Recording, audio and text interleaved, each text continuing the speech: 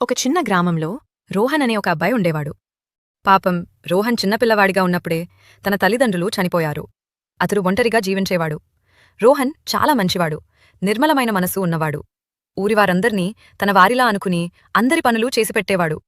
కాని ఊరివారు మాత్రం తన చేత పనులు చేయించుకుని తమకు మిగిలిపోయిన ఆహారాన్ని మాత్రమే రోహన్కు ఇచ్చేవారు. చాలా రోజుల నుండి ఆ గ్రామంలో వర్షాలు లేవు. పొలాలు అన్నీ ఎండిపోయాయి. కనీసం తాగడానికి నీళ్లు లేక ఊరివారు మైళ్ల దూరం నడిచి వెళ్లేవారు.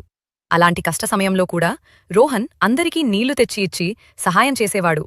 ఒకరోజు రోహన్ చాలా దూరం నుండి నీళ్లు తెచ్చుకుంటూ వస్తుండగా దారిలో ఒక వృద్ధురాలు కనిపించి దాహంగా ఉందని తనని కొంచెం నీళ్లు అడిగింది. రోహన్కు ఆమె పట్ల జాలివేసి తన దగ్గర ఉన్న నీటిని ఆమెకు ఇచ్చేశాడు.